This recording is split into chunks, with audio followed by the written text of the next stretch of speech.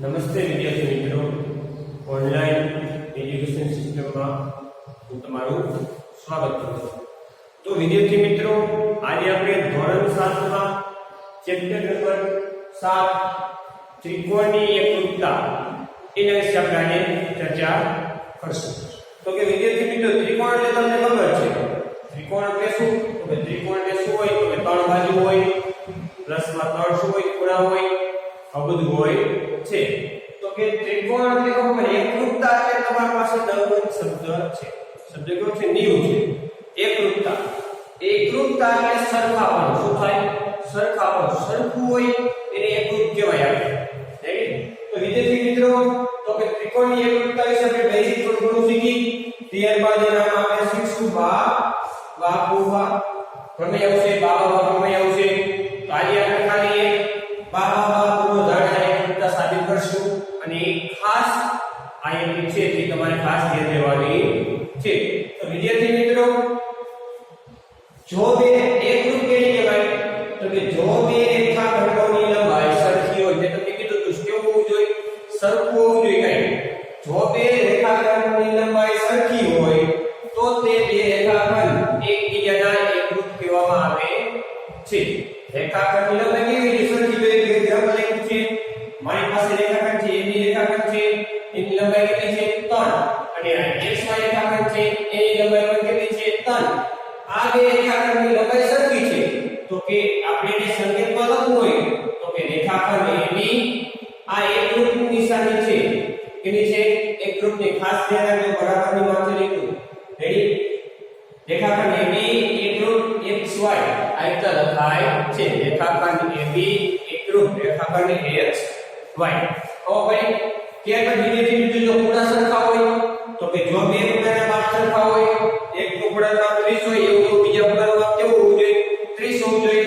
તો તે બે ખૂણા એકરૂપ કહેવામાં આવે છે. હવે વિદ્યાર્થી મિત્રો, એકરૂપ કેને કહેવાય? તો કે સરખું હોવું જોઈએ. શું હોવું જોઈએ? સરખું. ત્યારબાદ ખાસ ધ્યાન દેજો, બા પૂર્વધારણા એટલે શું? પહેલી વસ્તુ બા પૂર્વધારણા એટલે શું? બા એટલે બાજુ કોઈ પણ બે ત્રિકોણ છે. શું છે? ત્રિકોણ. એની ત્રણેય બાજુ સરખી હોય છે. કેવી હોય છે? ત્રણેય બાજુ સરખી હોય છે. બાનું પૂર્ણ શું થાય? બાજુ અને બાજુ. રેડી? બા પૂર્વધારણા એકરૂપ સાબિત કરવી હોય તો તેને ડેફિનેશન લખીએ છીએ. એક ત્રિકોણની ત્રણેય બાજુ કેટલી બાજુ? તો કે 3 બાજુ, અને બીજા ત્રિકોણની અનુરૂપ ત્રણેય બાજુઓ એકરૂપ હોય. એકરૂપ એટલે સરખું. શું થાય? સરખું. એક ત્રિકોણની ત્રણ, એટલે એક્ઝામ્પલ માં બે ત્રિકોણ છે. આ ત્રિકોણની ત્રણ બાજુ કેટલા? એટલે AB, BC અને AC. આ ત્રણ બાજુ છે. અને ત્યારબાદ બીજા ત્રિકોણની એકરૂપ ત્રણ બાજુ AB હોય તો સામે કઈ થાય? તો કે PQ થાય. કઈ થાય? PQ. તો કે આ બાજુ, ત્યારબાદ QR અને PR, આ ત્રણેય બાજુ જો સરખી હોય, કેવી હોવી જોઈએ? સરખી. તો જ આપણે પૂર્વધારણા એકરૂપ પ્રમેય સાબિત થાય છે. જો આમાં એવું છે, AB બાજુ કેટલી છે? 5. BC કેટલી છે? 5. AC કેટલી છે? 5 સેમી. ત્યારબાદ PQ કેટલી છે? 5 સેમી. QR કેટલી છે? 5 સેમી. અને PR કેટલી છે? 5 સેમી.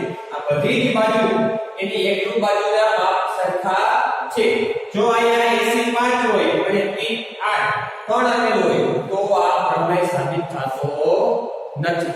તો પડી ખાસ ધ્યાન રાખજો, બાજુ ત્રણેય બાજુ બીજા ત્રિકોણની ત્રણેય બાજુ સરખી હોવી જોઈએ. તો આપણે સંકેતમાં કઈ રીતે લગાડે? તો કે ત્રિકોણ ABC, આ ત્રિકોણ શું છે? તો કે આ એકરૂપની નિશાની છે.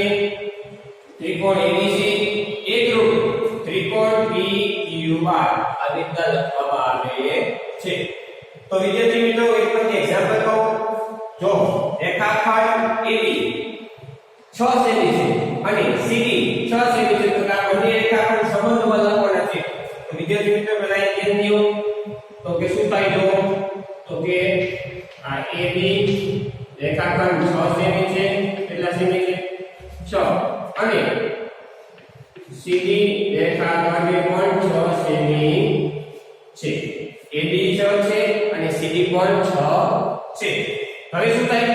તો કે સંબંધ સરખો થયો, રેખાખંડ સરખા થયા, એટલે માપ સરખા થયા, બંને કેવા થાય? એકરૂપ થાય. તો હું આને સંકેતમાં સંબંધ લખું તો કે AB રેખાખંડ એકરૂપ CD રેખાખંડ. આને સંકેતમાં આવી રીતના લખાય.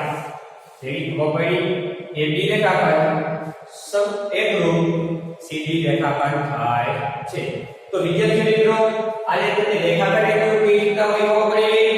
ત્યારબાદ ખૂણા એકરૂપ હોય તો ખબર પડી બંનેના માપ સરખા હોવા જોઈએ.